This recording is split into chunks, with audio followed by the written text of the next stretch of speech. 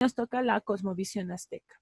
La cosmovisión azteca obviamente tiene que ver con el pueblo azteca, los pueblos mesoamericanos. Estamos yendo desde Norteamérica, bajando por Centroamérica para terminar en Suramérica. Eh, los aztecas son un pueblo, bueno, fueron un pueblo bastante organizado y además que fueron precursores de algunas cosas que desconocían los colonizadores. Ya eran pueblos sanguinarios, sí, porque para ellos prevalecía la justicia. ¿Ya? Además que fueron conocidos mucho por su mitología y también por por sus construcciones, ¿ya? Con sus pirámides, que también han compartido mucho con los mayas, ¿ya? Entonces, por ejemplo, dentro de su cosmovisión o cosmogonía en realidad, tenemos cuatro edades, ¿ya? Para estos pueblos mesoamericanos. Tenemos la edad del sol de agua, la edad del sol de tierra, la edad del sol de fuego, la edad del sol del viento. La sol del agua se llama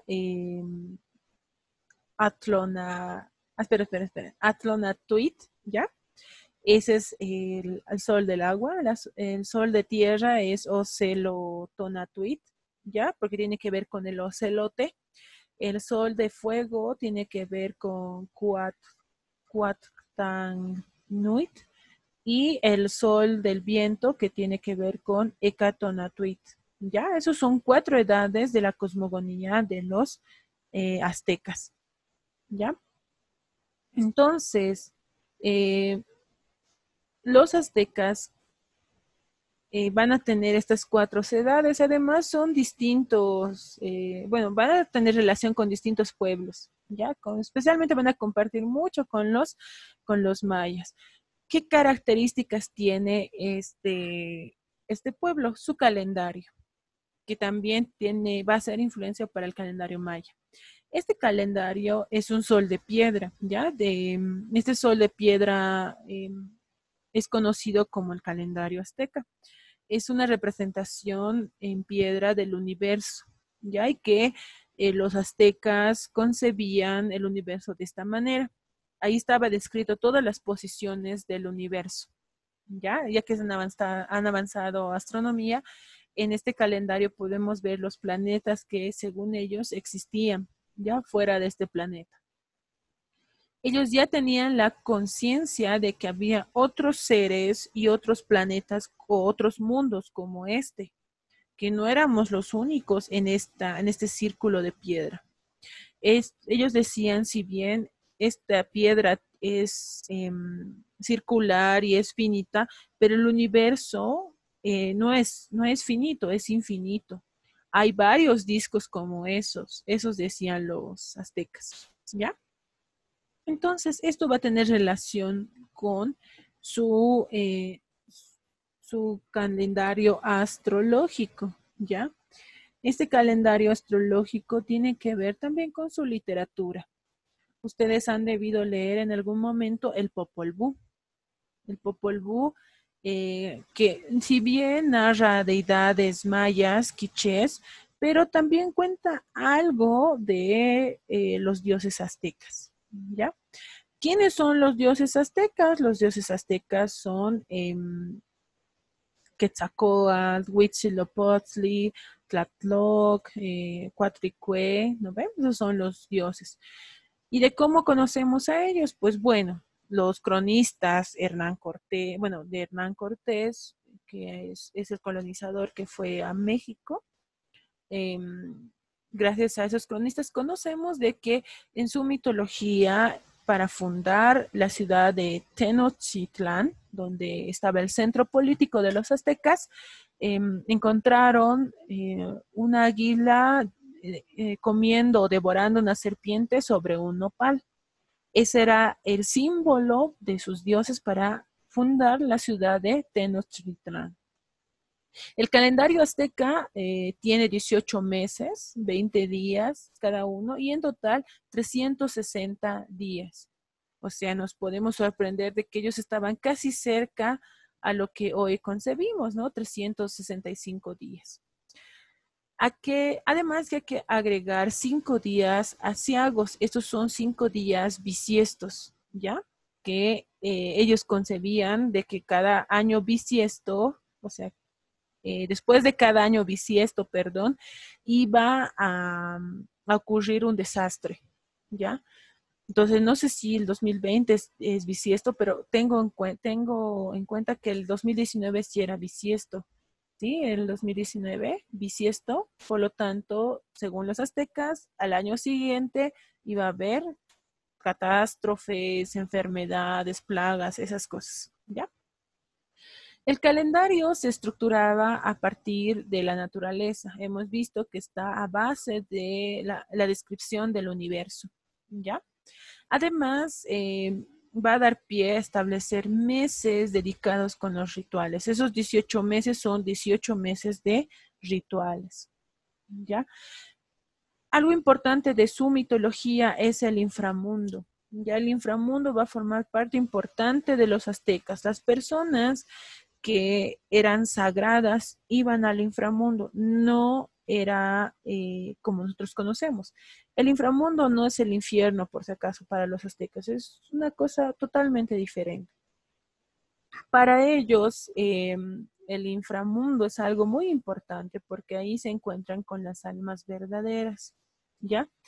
Ellos describían de que, bueno, la descripción de cómo llegar al inframundo es a gracias de un franciscano de apellida Durán, que en las crónicas, al estilo de Huamampoma de Ayala, empieza a describir todo lo que los indígenas describían del inframundo. Aquí tenemos una descripción de este franciscano. Después dice que en el primer paso era atravesar 2 cerros que chocan entre sí. Después venía el lugar de la lagartija verde. Había una lagartija, un lugar parecido a la lagartija verde. Luego había que atravesar 8 páramos y 8 collados, o sea, subidas y bajadas, ¿no? Pasar el video, o sea, pasar como imágenes, y al pasar esas imágenes empezaban a acuchillar el frío, ya, o sea, teníamos bastante frío, era súper helado. Luego tenía que cruzar el Chico Nahuapán, que para ellos era un lugar oscuro que parecía infinito. Y así llegaban al Mictlán, el inframundo, ¿ya? Posteriormente, cuando se estudió estas descripciones, se asemejaban mucho con la descripción de las personas que decían que han vuelto de la muerte, no han estado muertos 2 o 5 minutos, a lo mucho, ¿ya? También hay otra descripción ya de otros cronistas que tiene que ver con esa descripción con un orificio con humo, veían esta imagen que tienen enfrente de ustedes y así llegaban al Mictlán, ya, y se comunicaban con los muertos. El inframundo era el lugar de los muertos, de los señores muertos, de las personas sacrificadas, ya.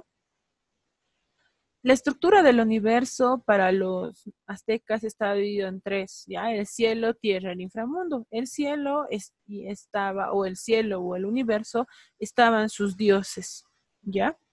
Y la tierra era de nosotros. Y el inframundo era de los otros, que eran de los señores muertos.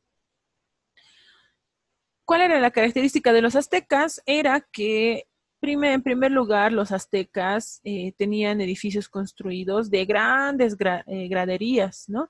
Donde siempre tenían un mesón para hacer un sacrificio.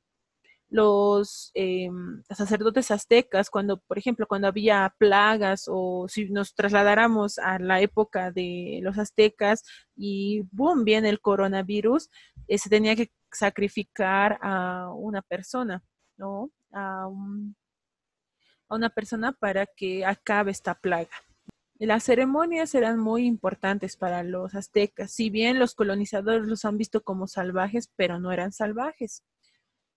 Les explico por qué. Los aztecas son el primer pueblo en Mesoamérica, bueno, en toda la Via Yala, en crear instituciones educativas. Para ellos, el Estado tenía como parte fundamental la educación. Ellos creían que un pueblo, o sea, un Estado sin educación no iba a persistir en el tiempo. Por lo tanto, las escuelas de los centros educativos no eran privados, sino eran públicos, todos podían ingresar a ese colegio, a esa escuela. Todos tenían que ser educados. El poder del Estado de esos pueblos tenían que ver mucho con sus provincias. Una provincia que le tocaba, bueno, a cada provincia le tocaba un determinado tiempo manejar todo el estado de o sea, todo el estado azteca. Si se lo encontraba uno haciendo corrupción, mentiras, nepotismo, esas cosas, ese mismo rato se lo sacrificaba. Se le abría el pecho, se le sacaba el corazón y se lo lanzaba por esas graderías, ¿ya? Eso, uno, sacrificio, ¿por qué? Porque si hay algo malo en el estado, al año siguiente va a venir algo, plaga, terremotos, lo que sea, porque los dioses se iban a enojar, ¿ya? Y además que, como les decía, que este pueblo no era salvaje, porque para los españoles este pueblo era sanguinario, salvaje. No, un pueblo salvaje jamás puede considerar la educación primordial para un estado. Y los aztecas tenían ese plus, ¿ya? Otra cosa más de los aztecas era que si una persona, por ejemplo, en este siglo vemos esto, ¿no? Las coimas, ¿no? No quieres que diga eso, dame dinero. Ya está bien, toma, no quiero que pase nada, toma, ¿no? Si se los encontraba así en el pueblo, en una ciudad azteca, ¿qué es lo que pasaba? Ese mismo instante, al que cobró la coima, se le cortaba la cabeza y al otro por participar de eso también. Y eso era como un ejemplo moral para ellos, que una persona que gobierna, una persona que es parte de un pueblo, no puede traicionar así a su pueblo, recibiendo coimas, dando coimas, corrupción y nepotismo, ¿no? Entonces, eso era bastante importante para los aztecas, ¿ya? En cuanto a sus dioses, vamos a tener como les decía, a Quetzalcóatl, Huitzilopochtli, Cuatlicue, Tatloc, ¿no? Y hay infinidades que están en la lengua azteca, ¿no? Que todavía se sigue hablando en muchos pueblos en México y una parte de Guatemala, ¿ya?